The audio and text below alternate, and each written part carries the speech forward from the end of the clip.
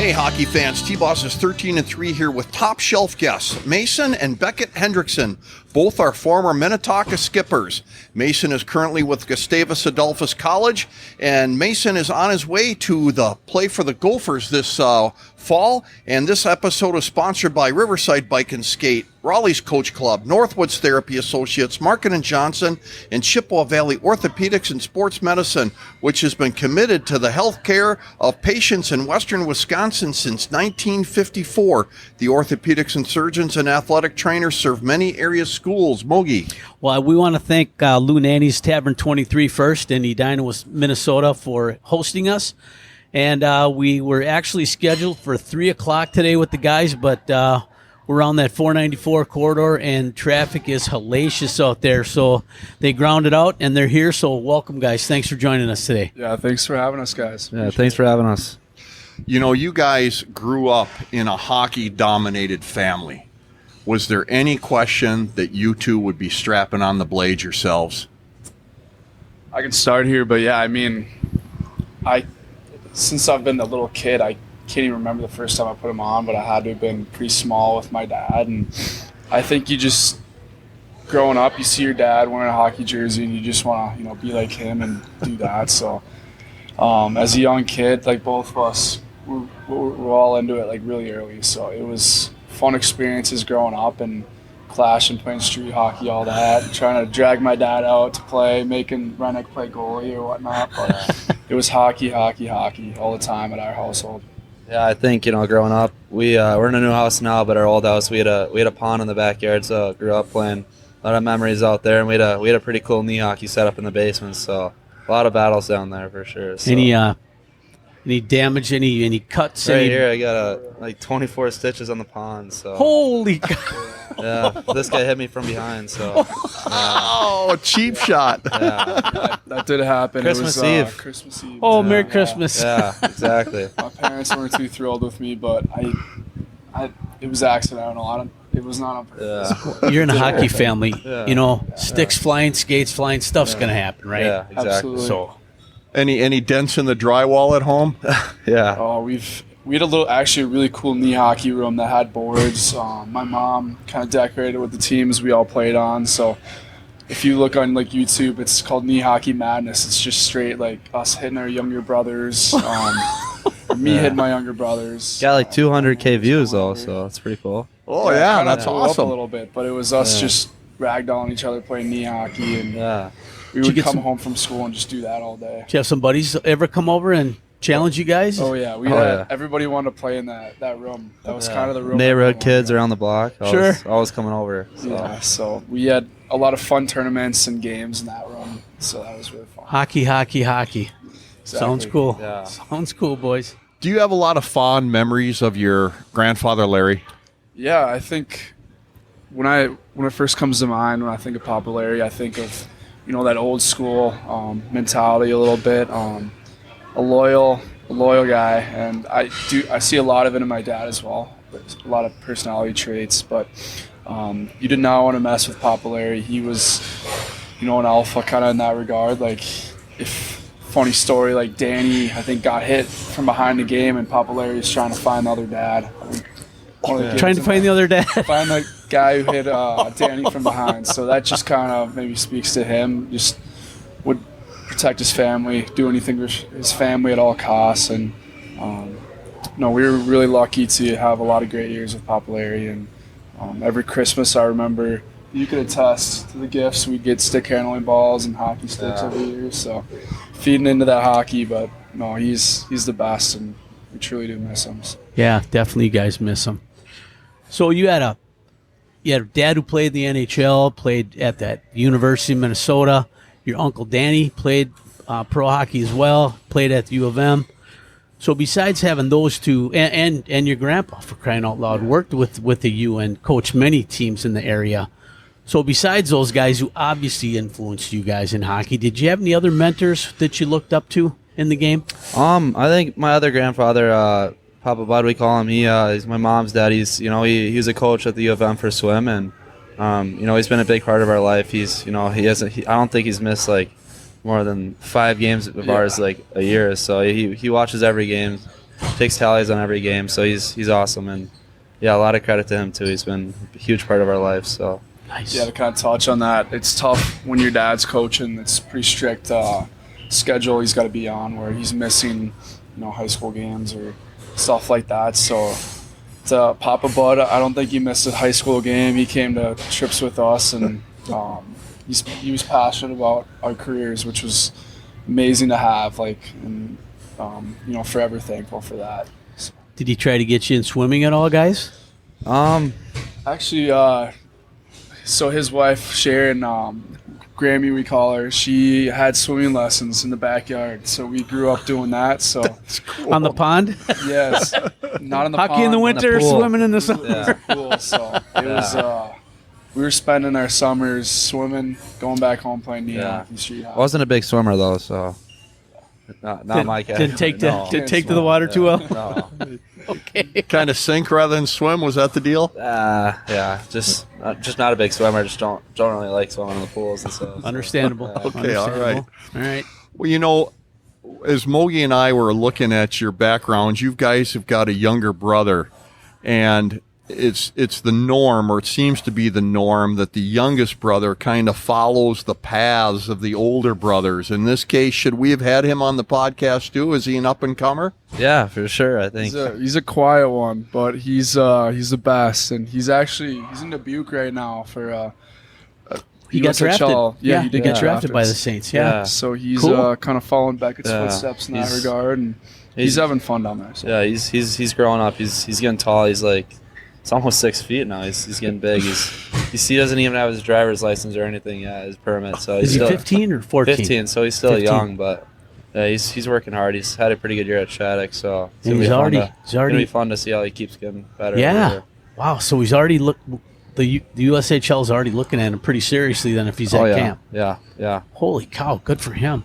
He's a good player. Yeah, he loves. I would say out of all of us, he probably is in the garage shooting pucks the most, and he's putting in work. But Come on. You guys are supposed to set the tone. actually, Huh? maybe For I the take young that boys? back. We kind of forced him to come out with us, but he's a good player, and Sounds we'll like definitely it. have success down the road. So excited to see that. Cool. All right, Mason, did you ever have any of your two younger brothers? Did you force them to go into the net for you? Both of them. I think they both had to serve their time as goalie at some point. And, I don't know.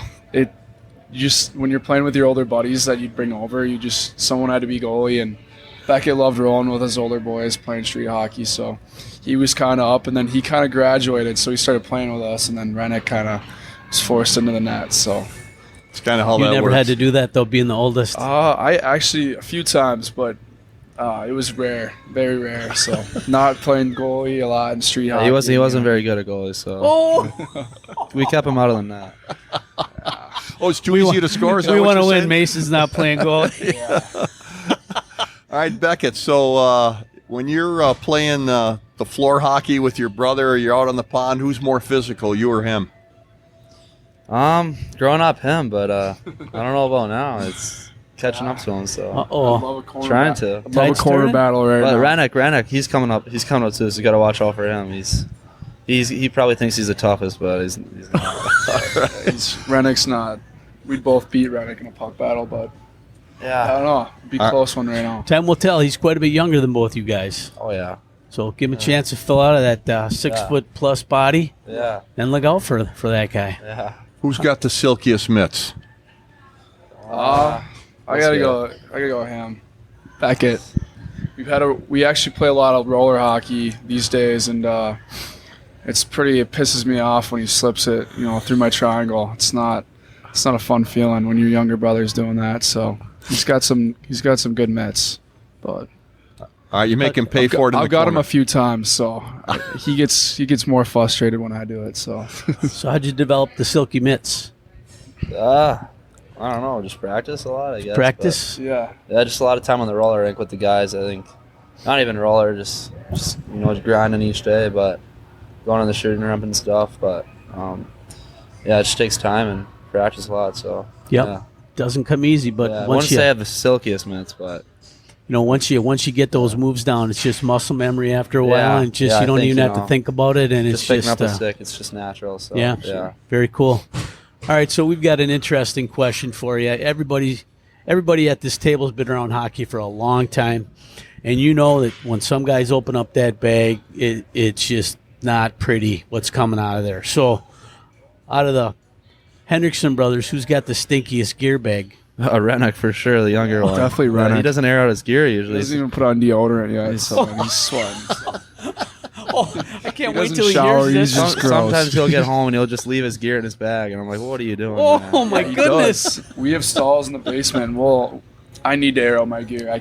I'm not a huge wet. I don't mind like a little damp gloves, but I'm not a huge fan of wearing gear that's soaking wet. And Rennick, I don't think I've ever seen him air out his gear once. Yeah, he just leaves it in his bag, but I don't know. He went to Shattuck, so hopefully they fix it. Hopefully up, they yeah. worked on that. put To him in put shape. it in the drying room at least, and get it out there.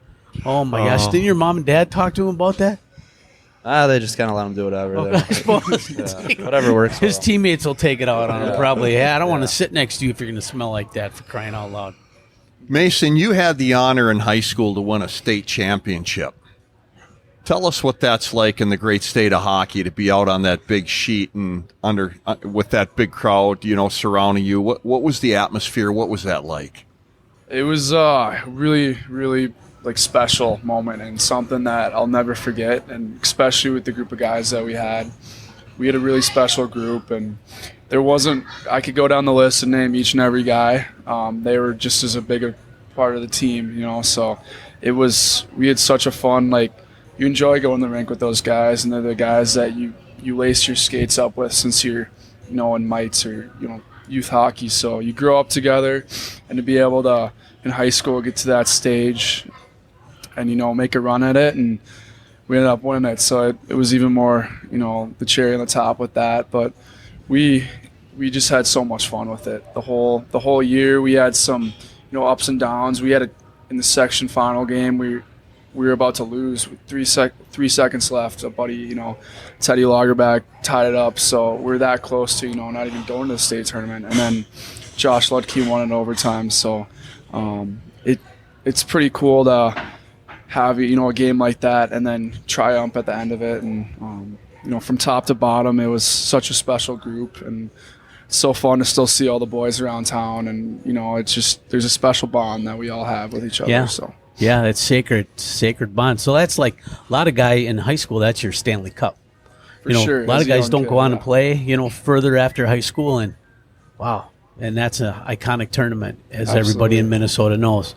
No, it was. I remember skating out for that first game, and kind of in warm-ups, the rink was already pretty packed, and it's just like your legs are shaking. You just don't want to be the guy to fall when you go up to the net or the blue line when you're announced, but It's pretty cool. We all had mullets going, stuff like that. We're having fun with it along the way. So you did grow the hockey hair, huh? You had the flow going? I tried my best. I did not make the hockey hair team, unfortunately, but I did go all out with 4 stripes on the side. I think I had 3 on the other. We didn't want to copy each other, so I think guys had 2, 3, so we're like, we all got to switch it up, try something, and so...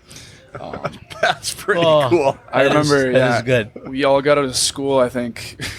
We maybe skipped a class after lunch and went to Sports Clips down the street.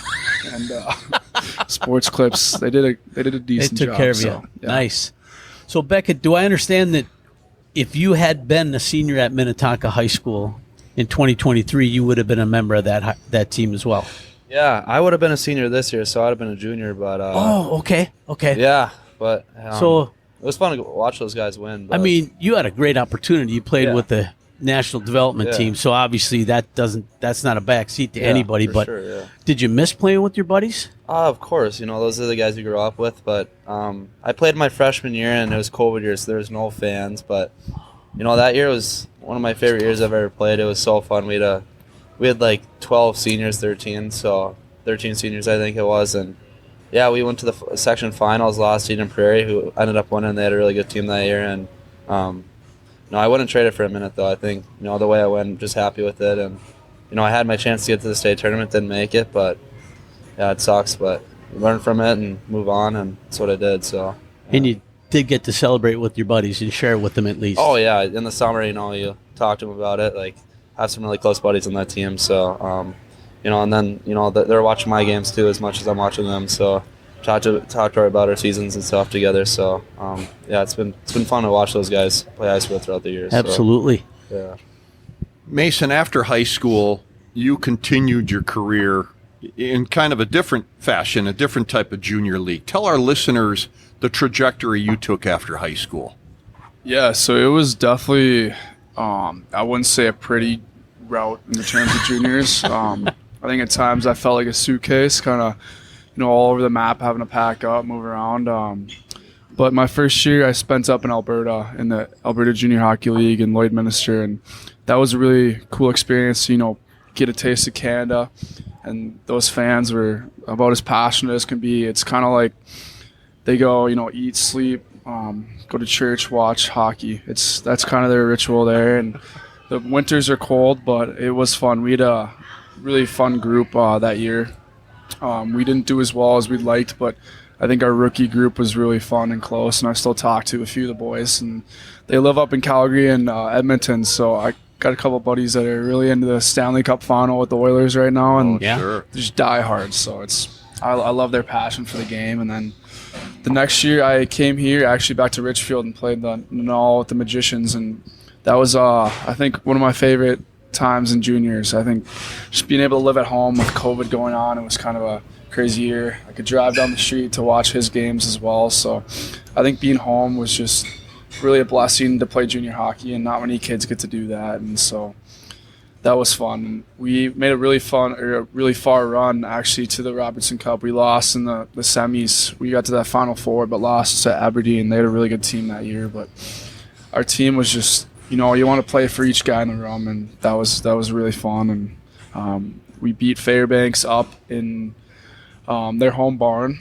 I think we swept them, I believe, and so that was some of the boys. We had a really good time that night, and which was fun. And then I made my way down. The next year I started with the Magicians, and then kind of just went down to get dished down to Amarillo, so went down there, and that was an experience like going down to Texas. I had been there when I was really young, but I couldn't recall like any of those experiences. Kind of followed my dad around, but Texas was awesome, and my billets there were amazing. They're just diehard Stars fans, which we got into it a little bit because I'm like, you still our hockey team and all that. But at the end of the day, we had respect for one another, and I had a roommate that was from Michigan who was just an absolute beauty. Kind of describes the word perfectly. I think he had a big farm, a big lot of land that he just couldn't wait to get back to. But Drayton Todoroff, he was an awesome kid. And so was down there, and then I actually finished in Wilmer. So in the NA3, kind of a little bit out west from the cities, and I kind of made a commute from home and back each day, and kind of didn't know if I wanted to keep playing, but ended up going to Wilmer and finished my junior career out with a buddy, and that kind of led me to college. So it was kind of a bumpy, rocky, road, but a lot of highs as well. So I met a lot of amazing people, and wouldn't trade it for the world. I really, value those relationships with people that I met all across, North America and Canada too, and we'll want to keep those going forever. So Nice. Boys will be boys. Any road trip stories that you can share with some pranks that you guys pulled on each other? Trying to think. I got a couple more funny college ones, but we definitely, this is maybe a little bit before juniors, but this kid, we love ding-dong ditching, around the hotel. It was pretty fun. The bus rides in Amarillo, they were really long, so we had to keep each other busy. We played a lot of, Uno on the phone. There's all the flick golf. We had so many different games up and rolling just to keep ourselves busy. Can't think of any crazy funny ones off the top of my head right now, but it's just, I think being there with the guys, a lot of laughs, and those were really fun times, at least on the bus rides and trips. So Sure. So Beckett, tell us how you ended up with the National Development Team program. Yeah, so I think they started scouting me. I think it might have been the summer before my freshman year. I think they kind of watch you like a few years before, you're eligible to go for tryouts. And yeah, they watched me. They were in contact with me throughout my freshman year and came to games and, talked to them after the games and stuff. And then I was lucky enough to get a tryout invite. And I think that was in like April, I think it was. And it was a weird year because it was COVID, so I think it was a little delayed. I don't really know when the tryouts were, honestly, but it was around that time. But yeah, so I was lucky to go out there. And, obviously I was in high school, so obviously it was like, it was a big thing for me. I was like really young, so I was only 15 when I was like getting to talk to them and stuff. So went out there, not really sure what I was really going into. And, I had a pretty good tryout, and, I had a meeting with them. They let me know I have a spot on the team. And, it kind of took me a few days to process it all and talk with family and stuff. But ultimately I decided that can't really turn it down. Wearing the USA jersey is really special. And, I think that was the best thing for me. And, I'm very happy I did it. And, like he said, met a lot of amazing people out there. And, just so grateful for that. So I'm looking at you. You're sitting in. You've got some University of Minnesota garb on, and I see a number 14. I think I distinctly remember another Hendrickson wearing number 14. Yeah. Actually, he didn't wear 14 at Minnesota. He wore it in Minnesota in high school and stuff. But he wore 7 at Minnesota, and a guy on the team has it. But 14, Neil Braun wore that. Faber, there's a lot of good players that wore that. So. Pretty special to wear that number, but growing up, I always wore 14, and it's pretty cool. So nice. lucky to get that number. Looks good on you. Thank you. Absolutely. Yeah. Can't wait to see you in the jersey. Yeah, soon. Yeah. All right, we're going to give a quick shout out to a couple of our sponsors. Raleigh's Coach Club in Altoona, Wisconsin, located across the street from Altoona Ice Center on Spooner Avenue, has been a staple in the Altoona community for decades, providing support and sponsorship for youth and adult sports. Raleigh's has your favorite beverage ready and your favorite team on the screen. And Riverside Bike and Skate, Eau Claire's hockey headquarters, which is the oldest store in the state of Wisconsin. Buy hockey gear from the people that play and know the game, and don't forget about their bicycle sales and service, as well as your paddle sports center for kayaks and canoes. Moog. So, guys, we had the pleasure of meeting your dad and doing a podcast interview with him, your dad, Darby, and then we also met your uncle, Danny, and we did a podcast interview with him and a couple other guys that are involved in the blind hockey and warrior hockey. We were down at Tom Reed's, and we had the pleasure of meeting you guys at the Hendy Foundation Summer Festival, so that was really cool. So can you tell us a little background on what the Hendrickson Foundation's all about, and tell us a little bit about your involvement with the foundation? Yeah, so the Hendrickson Foundation is a family foundation, nonprofit, directed towards providing the opportunity for kids that have blind, ex-veterans, special needs, and then there's another, military. So we have all that stuff, and it's really cool because it provides an opportunity for a lot of people to unite and have that social piece of being together through the game of hockey, which is really cool. And I love hockey, and I know all of you guys do too. So to be able to have those connections and a festival like the other weekend where you can get all these teams together, you play for a trophy, and you're there with your buddies, and there's stories shared, there's memories made, and so I think times like that, and make it so worth it for our family's organization, and we really are proud to be a part of it. And there's a lot of huge pieces. It's not just a solo effort, and it's not just our family. There's a lot of volunteers and help that just aren't have the name Hendrickson. There's a lot of really amazing people that make this happen. So we're really thankful as a family, for all those people that are involved with us and that can help us out. So, where does the motto "Hockey Changes Lives" come from? So it is actually it's from Larry. So Larry came up with it. He, was shooting around ideas of maybe a possible slogan, and "Hockey Changes Life" came up, and I believe it was to Mr. King with the Pull Tab sports podcast, and he was like, that's your slogan right there. That's it. So a little history on that, which is I didn't know until earlier, a couple days ago, but that was pretty cool to find out and hear about that. And we're just proud to be a part of it and help in whatever way we can. So Nice. So obviously you're not probably that much involved right now because you guys both have other things going on right now that are pretty important. Yeah, my mom, she is. I think we both see it firsthand. She's involved with the merchandise sales. She's constantly designing and making new different pieces of clothing to throw out there at the festival or the charity golf event or just online for purchase whenever. And she works her tail off. And we had mountains of boxes piled up at our house that we had to both help move up to Blaine for the festival. And there's a lot of amazing people like Meds. Nick Wires, Plummer, Kristen, like there's so many people that Renato, like the list could go on and on. So it's tough and Danny obviously is like the forefront of all that. So yep. I'm sure I'm missing somebody, but there's so many amazing people and the sponsors as well are amazing. But it's just really a really amazing thing that we're truly lucky to, be a part of as well. And so. Yeah, like you said, like not too much involvement. Like we're not like running the merchandise or something like that, but we're helping like our mom, with carrying boxes and stuff into the the super rink and stuff like that, and just offering to help in anything like setting up stands before the tournament and stuff. So it feels good to help. It's something I think everyone should. That's something like that. It's pretty cool to do that. So.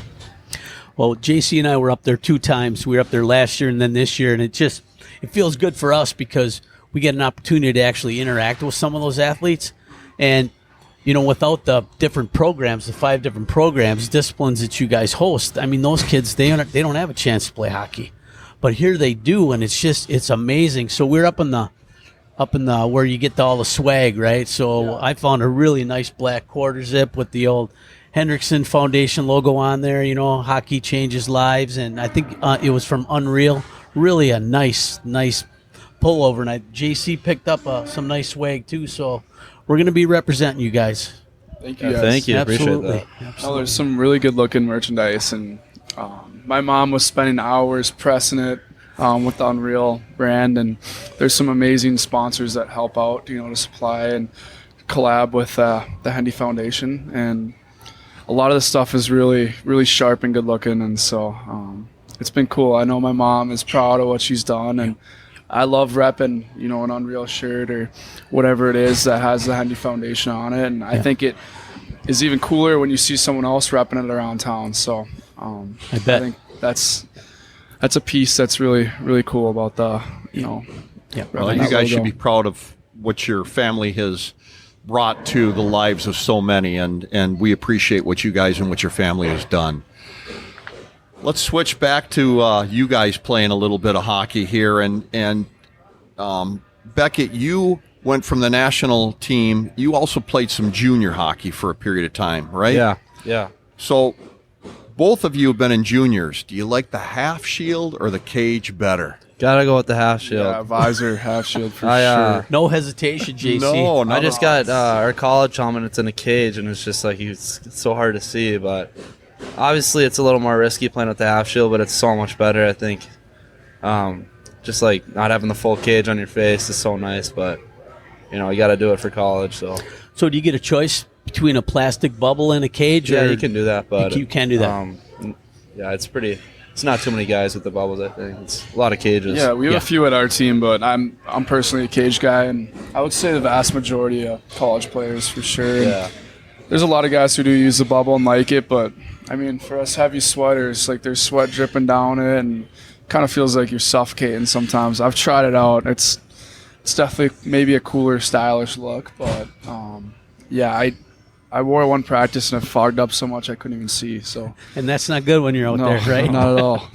So we're looking around here at Lou Nanny's, and you can see some pictures from back in the day, and they have zero protection on their head, guys. That's actual game pictures, right? Yeah. So then it goes from there, and then they made everybody wear a helmet, and now they make everybody that comes in league wear a shield, right?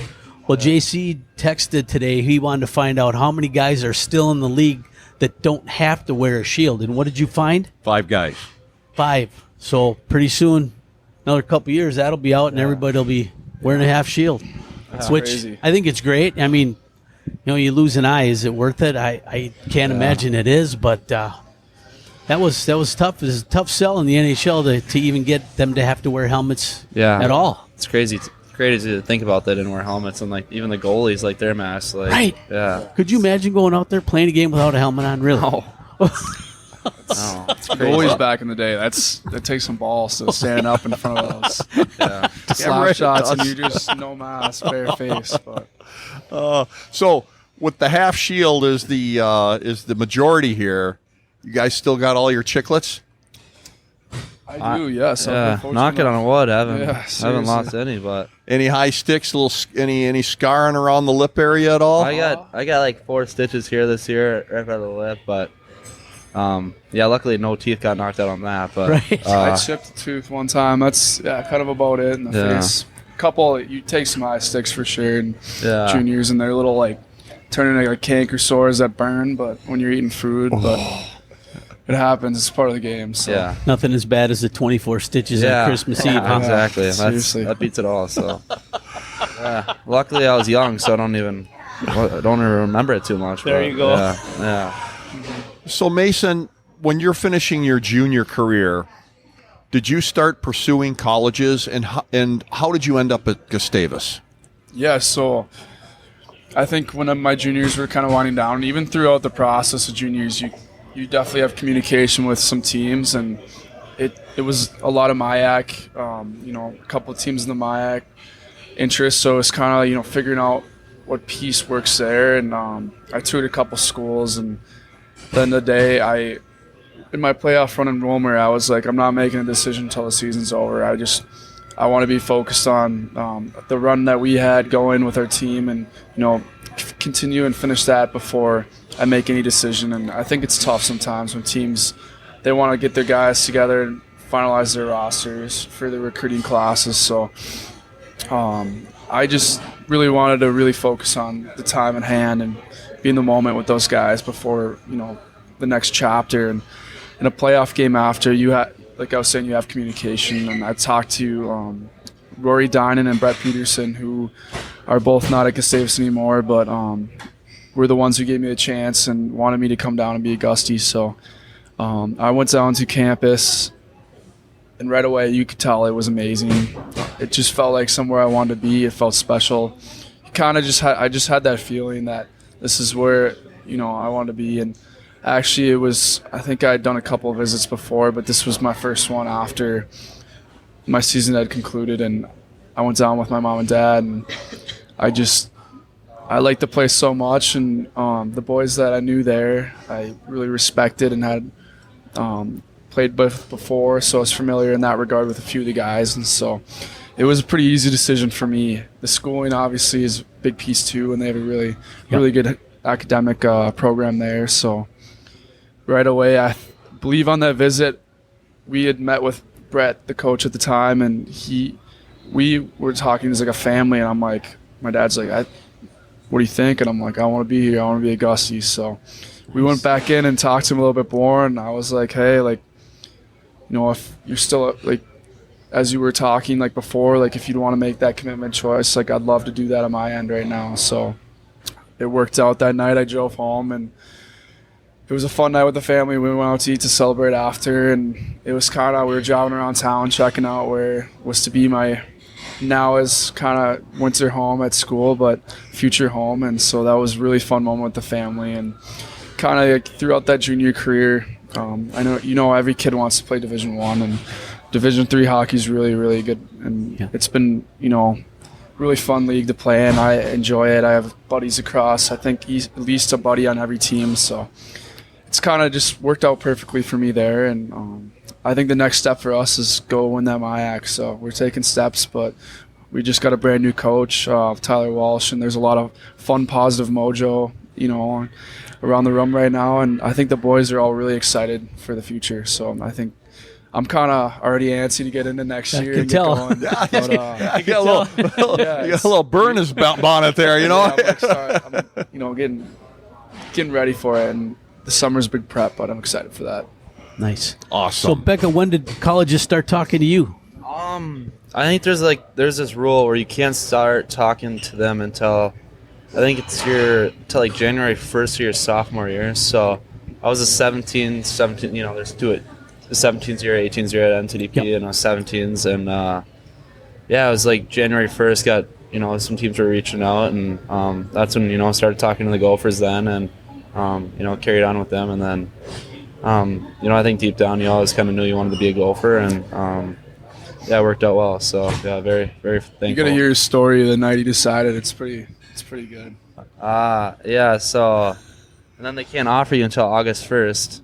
So you got to wait, and then 8 months. Holy cow! Yeah, we were so our family, we went up there like 2 summers in a row, and that was the year we went up to Craggan's up in Brainerd, and the Motzkos. I'm really good buddies with Bob's son, and they were up at their cabin, which is on the same lake, Gull Lake, and so it was like August 2nd. Bob was like, he called me on August 1st. He's like, I'm just gonna see you tomorrow because he'll pick me and my dad up on the boat. So we went on the boat. He offered me and stuff, and then I was like, yeah, I'll for sure think about it. Thank you so much. That night, I think it was that night, I was with Bo, and I'm just like, yeah, screw it. I want to be a Gopher. What am I doing?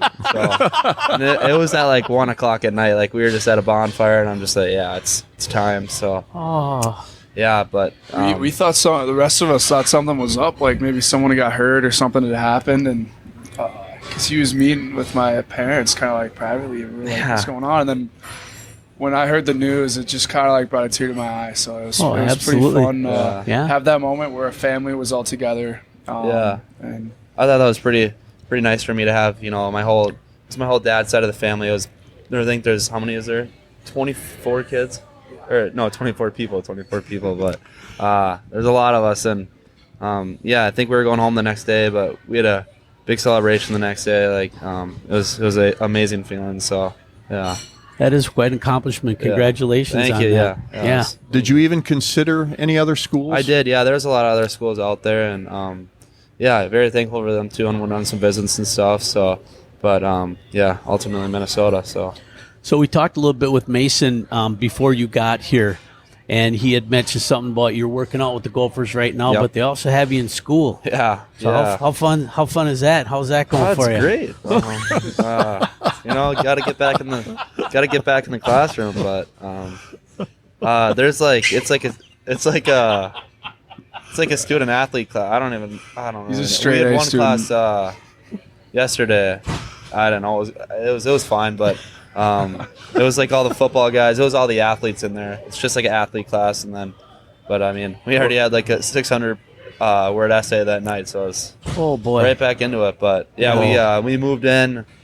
It's about a week now. We've been down there, so we're staying at the dorms down there, Pioneer Hall, and we've been working out every day down there, and twice a week got to take a 3-hour class, so just got to get that out of the way. But yeah, other than that, been skating and stuff with them, so it's been fun. Good. Sounds like fun. Yeah. Wow. Okay, Mason, let's talk about the MEAC. What team do you guys get fired up most to play against?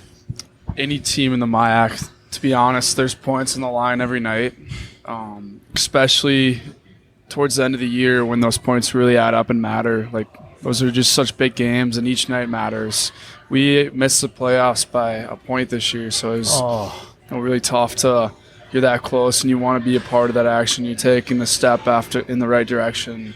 Just to barely miss it was, tough, but it's also motivation to come back next year with pretty much the same, core group of guys. So we're excited to, have that challenge and bring it on. So, but we also do play WIAC teams. So a lot of our games are in, like, we have a Christmas tournament where we will play like University of Superior, Wisconsin, and we've gone to Stevens Point and they've came to us. It's a lot of home and homes, and each year it changes. And so it's fun. Those MIAC games are so big. Whether you're playing St. Olaf, it's usually a rowdy game.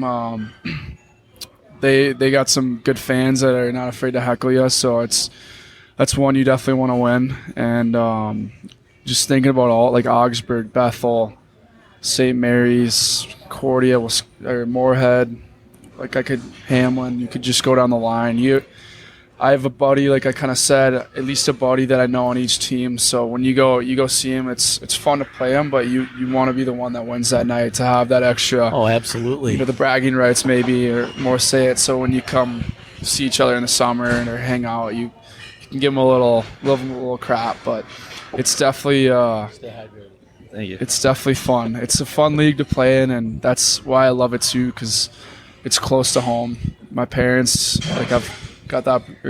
I'm fortunate to have my mom and dad be able to, and Papa Bud, and other family and friends be able to come drive down just to St. Peter, which is about 55 minutes from Minnetonka, so just under an hour, which is nice. So. Nice. Sounds like that's a good fit for you. Yeah, it really is. I think. Obviously every kid wants to play Division I, and it just wasn't meant to be. And I think this opportunity that's come across my plate is in the MIAC and Division III has been so fun. I love our group of boys down there. We have so much fun together, and I'm really excited for the future and what that holds. As I feel like we're really taking positive steps in the right direction. So yeah, missing the playoffs by 1 point last year. It's tough. That's got to be a motivator for you. It is really motivating. It'll be fun to be close to home with this guy now that he's not living in Michigan or Dubuque. To be able to be just under an hour to be able to go see your brother. We didn't have that the last few years. It's nice too. His roommate was he played with the guy in high school, Hunter Newhouse, and I played with him too. So it's pretty cool. Nice. Go watch him too, and there's some other Tonka guys like Patty Wires down there and stuff. So we have a fun Tonka group a little bit, which is fun. I really. I'm loyal to my original boys back home, and I love my buddies that I've met, but there's nothing like the buddies you've grown up with, and I love those boys. So to be able to play hockey in college with a few of them I'm pretty lucky to do that. That's pretty cool. Yeah. All right, we're going to shout out 2 more sponsors. Thanks to our friends at Market & Johnson, longtime supporters of the great game of hockey and our youth throughout the Chippewa Valley region. And Northwoods Therapy Associates take pride in being your choice for physical therapy in the Chippewa Valley since 1981. Northwoods Physical Therapy is a clinic where you can receive the care you deserve, and they treat you like family, and JC and I can certainly attest to that. That's for sure.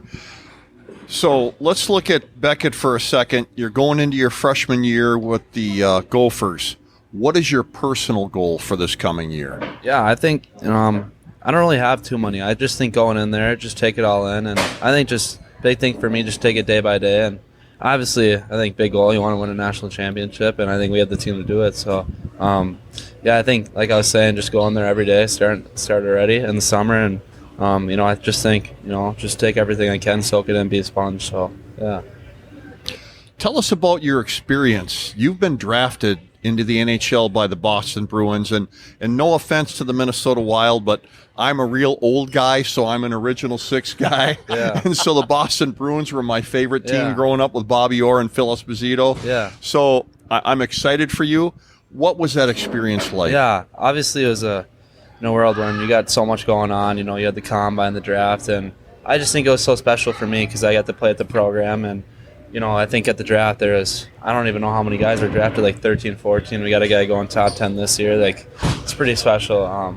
It was so cool to play with those guys, and not only me, but to see all those other guys get drafted too is so special. And obviously getting drafted at Boston, historic team, very, and I was just so lucky and honored. So it was so nice to have the family down there too. It was in Nashville, so it was it was a really cool town and stuff, and they obviously had a great setup and stuff, but it worked out well, and just very thankful. Do you have a favorite Bruin player? I like Mason Lohrei. He was at development camp last year. He's a defenseman, but he just came on at the end of the year, really, didn't he? Yeah, I got to know him a little bit at development camp, so he's a really nice guy, and I really like him. Cool. Did you have to make an appearance at the Combine? Oh, I did, yeah. How'd that go? Tell us about that experience. Yeah, it was awesome. I think, like I was saying, had a lot of guys from my team, and, to be there with those guys made it a little bit easier on me. Just, I think there's some players that go out there and they're alone, but for me, I got to have a lot of my teammates. And, it's like a week long, and, you got a lot of interviews, and, obviously there's testing's tough, but, I trained for it before and stuff, so you're ready to go. But, it was awesome. It was a cool experience, and, they had a really good setup out there. So, yeah. So I've heard that some of the GMs ask some pretty weird questions. Yeah. Did you get any questions that made you think? I what never the got heck? any. I know a lot of guys got the animal question. I never got that, but If you did get the animal question, what animal are you? I was prepared. I always said like a golden retriever off the ice, and on the ice I always said like a wolf because like gotta go in a pack. But There you go. yeah, but I I was waiting for the question, but never got it. But no, I didn't get too many crazy ones. I think. No, nothing crazy for me. But some of the other guys are getting some weird ones. But yeah. Okay. Did you have to pedal till you puked? No, I didn't puke, but pedal till almost. But yeah, it was tough. But yeah, it was a fun experience. I bet it was. Yeah. Do you guys work out together in the off season? No, we used to. I think 2 summers ago we stopped. Last year was a big one for me. I think that was when I was trying to train for the combine, and I went to a spot called Royalty, and a really good buddy of mine, Oliver Moore, worked out there. So Teammate. Yeah, I played with them all growing up with summer teams and stuff. But yeah, I went with him and trained for the combine and just loved it from there. But we had trained together with Kirk Olson and Training House before, and it was kind of a hike out there. It was like 45 minutes for us, but yeah, it was a really good spot. There's a lot of the Tonka guys, so yeah, it was fun and yeah, really good training. So yeah. Do either of you guys, or have either of you guys ever had the opportunity to get skating drills or skating camps with Cardiac Jack Blatherwick? No, we have not. I know my dad trained with them all growing up, and I know the Snuggards with them and Zemer and stuff, some Gopher guys, and but no, we have not. But heard nothing but good things about him, and yeah, it seems like a really good guy. Yeah, we got to interview him. He's got some interesting concepts on fitness and training. And I asked him, he's had so much success. And I asked him, I was like, okay, so are people replicating your program and techniques and training kids that way? And he doesn't think they are. It's like, all right, well, Yeah. more power to the kids that are working out with you then, I guess. Yeah, I've heard he's got some really good stuff from like the weighted vest my dad's told me some stories about. So, all those different things that he does. But no, I've heard he obviously trained he's trained and still trains some amazing hockey players. So Yeah. he's definitely doing something right. Mason, we didn't ask you yet. What is your personal goal for this upcoming hockey season? Yeah, so definitely kind of, similar to Beckett, you got to kind of, I love just taking it day by day. It's too hard for me to really, look in the future, but for my goals for next year for hockey, the first one foremost is win a MIAC championship with the boys. I think, that team part is bigger than any, personal goal for myself. I think being able to get to that level and win that championship would be something that I would absolutely be so honored with the boys we have to do. And then I think I tend to pass a puck a little bit more than I should. So maybe, focusing on trying to hit the couple more shots per game, like 3 or 4 shots instead of, putting up goose eggs. So little things like that that I've talked with, my family and friends and coaches around, just little things that can help improve your game. So Fire that biscuit. Yeah, I gotta shoot the that puck, man. Doesn't go in if you don't shoot it, right? What is it? Gretzky said, Wayne I never Gretzky. scored 100% of the shots I never took. There you That's go. 100% of the shots you don't take. That's right. We haven't told our listeners, gentlemen, what positions do you play and how did you end up with those positions? I can start, but I'm a hybrid, so left wing center. Put me wherever, the team needs me. I feel strong in the center position. I like, that being able to be in the middle, that, third defenseman back low. I do not mind helping out back with the D and just that extra responsibility piece. I really do like, but it's fun sometimes, as wing you're off a face-off and you can just go, or, you can get right in there and, be first to the puck.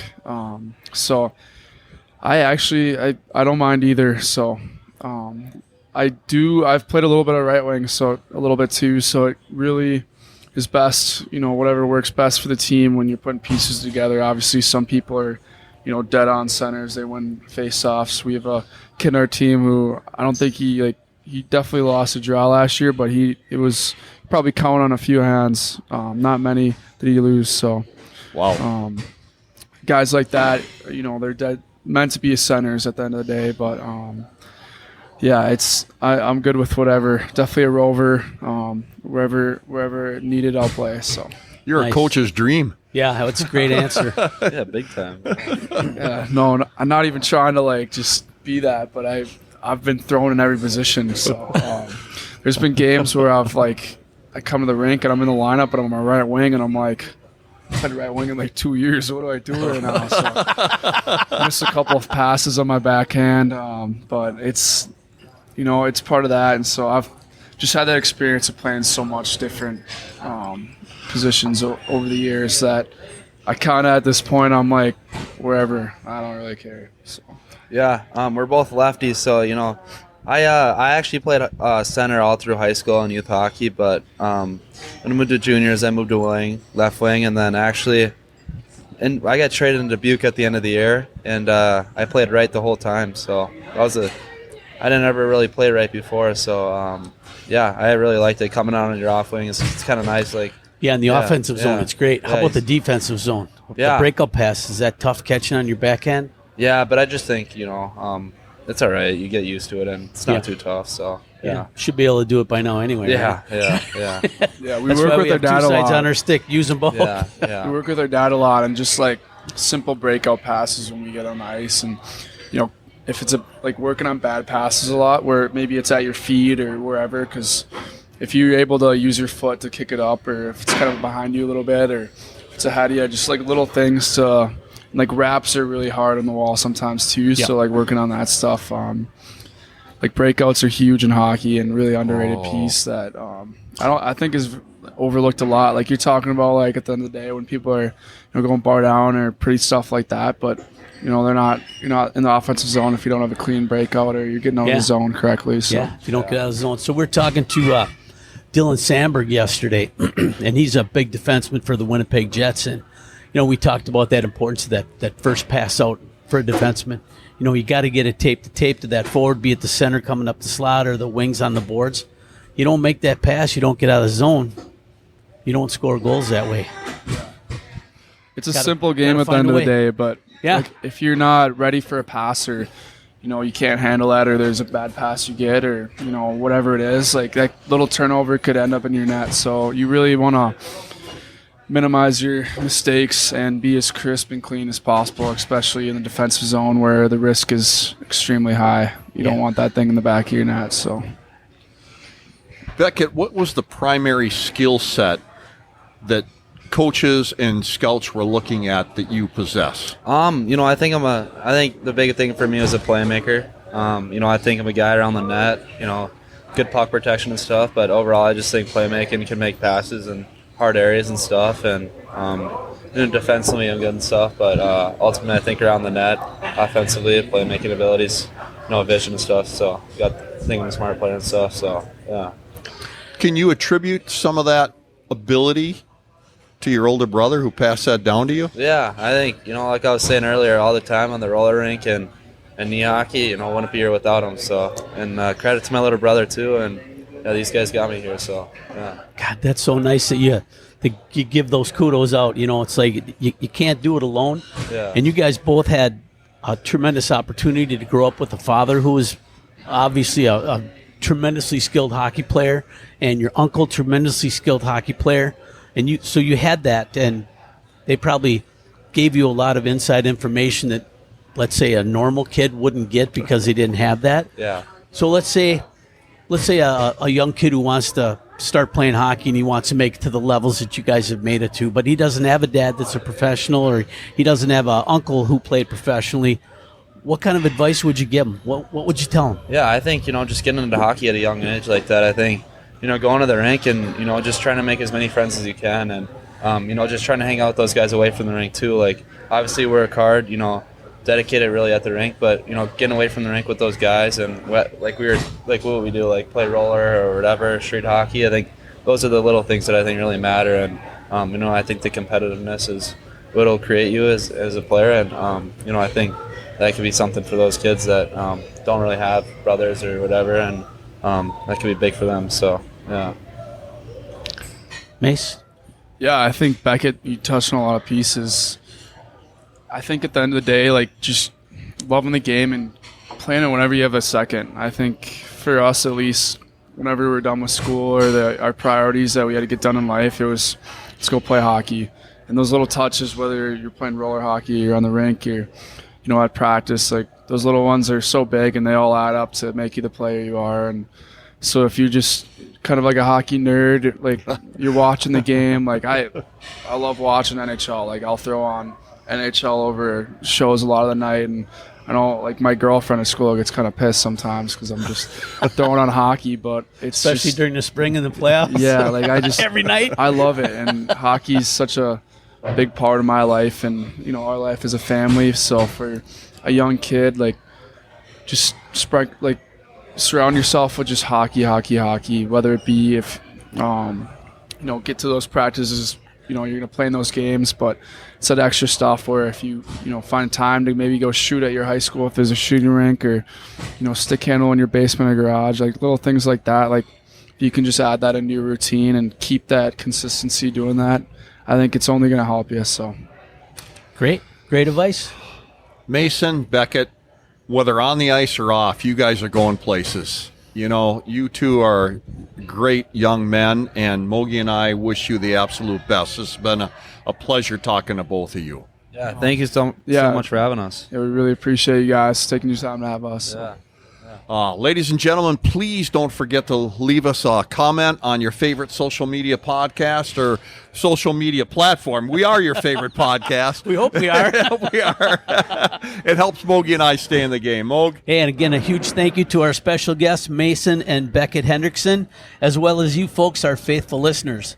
Please remember to visit our sponsors, Riverside Bike and Skate, Chippewa Valley Orthopedics and Sports Medicine, Raleigh's Coach Club, Northwoods Therapy Associates, and Market and Johnson. Please follow us on your favorite social media platforms. And remember, folks, until next time, keep your head on a swivel and stay on your inside edges.